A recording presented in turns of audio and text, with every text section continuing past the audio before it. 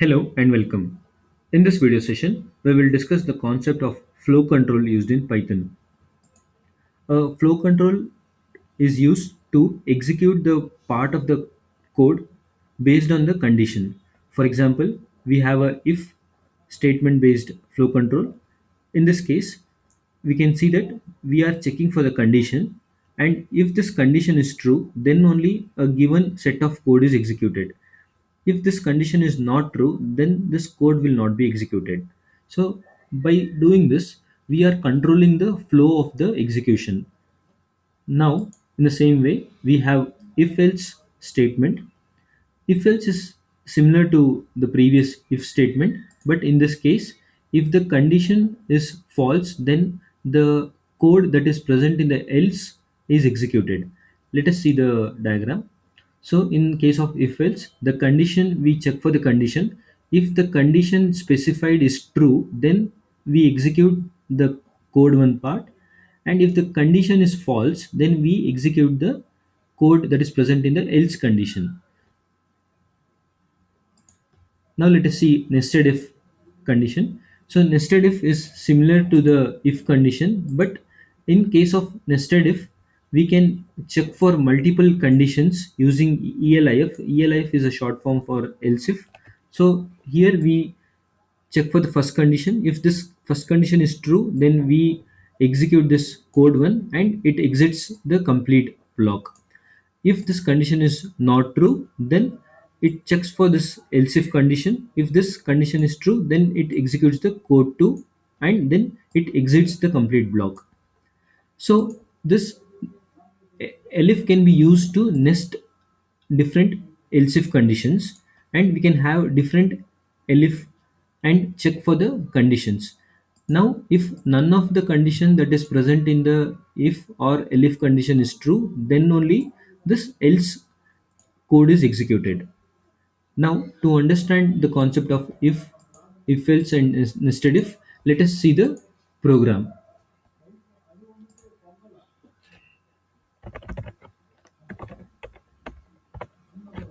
Now, this is a simple program. In this program, we take the input of a number from the user using the input function, and we take the second number also from the user. And now we check, this is the condition, this is the if condition. So this is the condition in which we are checking if first number that the user has entered is greater than the second number. If the first number is entered is true, then this code that is present in the if is executed. So in Python, we use indentation to form a block of code. So here we use four space here. So if this condition is true, whatever the code is written using this indentation of four spaces are executed. So this forms as a block of code, and this is executed only if this condition is true. If this condition is not true, then these set of codes are not executed. Let us run this program to see the output.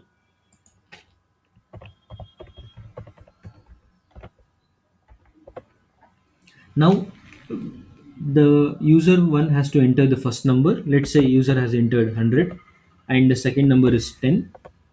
So now the number one is greater than number two is being displayed. So here this is being possible by using the if condition statement, and num1 is greater than num2 in our case, and only in this case we are entering this set of codes.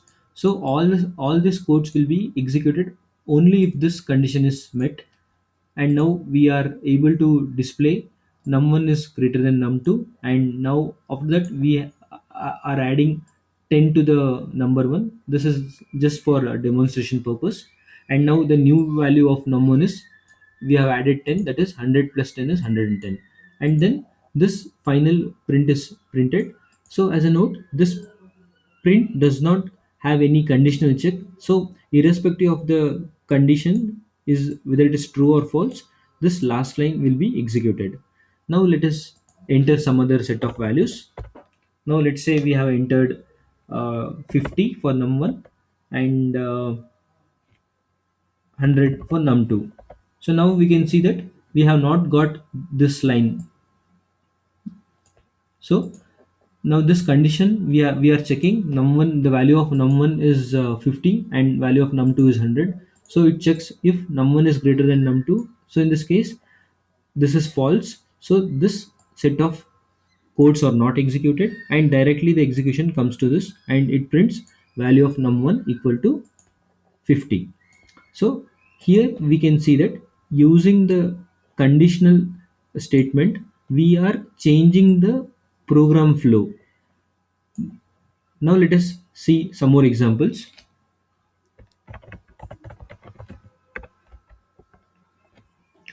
This example is similar to the previous example, but in this case we are taking a string input. Let's execute and explain along with.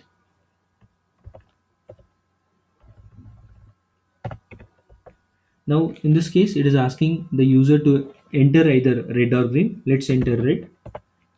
So here it is displaying you have entered red color and thanks for providing the information. So so whatever the user has entered, it is converted to string and it is stored in color1 variable. And in our case we had entered red and color1 had the value red, and we are checking it against red as the string.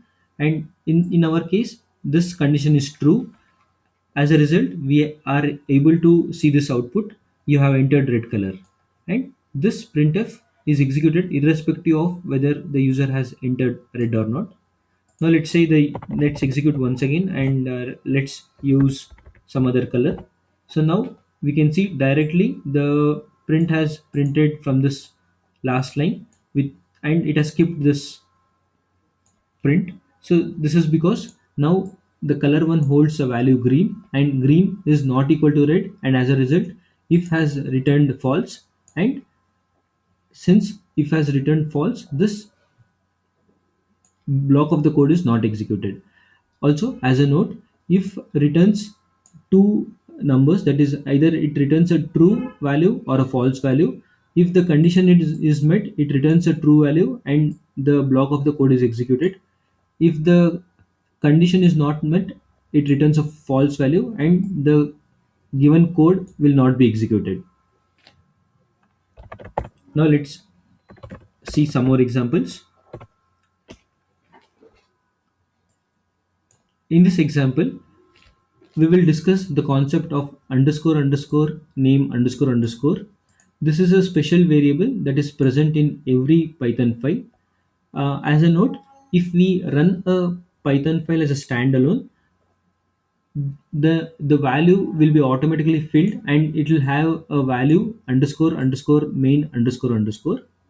Now let's execute this Python file and see the result.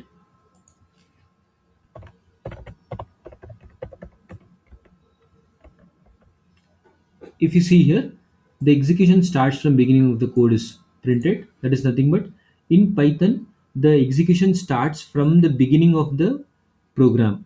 So this is not the case in other programs like C++, and all. So in C, the execution begins from a special function called as a main function. But in Python, we do not have a main function. So the execution begins from the line 1. And now this is a this is similar to the function call. We will discuss about the functions, how to define the functions in Python. But as of now, this is a function call, and this will be called only when someone calls this function. Now it directly comes, the execution comes here. And now this is a special variable called as underscore underscore name underscore underscore, and the value is underscore underscore main underscore underscore. So now this if condition is met, and it starts the execution from here. And we can see that execution started from main is printed. And next we have value equal to add 10 comma 20.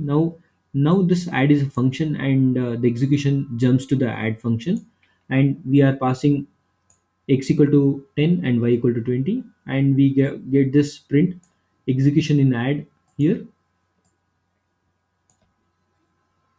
Then after that we add both the numbers and return back. So in this case we are adding 10 plus 20 and returning a value 30. Now value holds 30. Finally we are printing after adding 10 comma 20 the sum equal to 30. This is what we have got. So this program tells us how to use the underscore underscore name underscore underscore variable. So similar to programming language like C, where we have main function. Since we do not have a main function in Python, alternatively this variable can be used similar to the main function.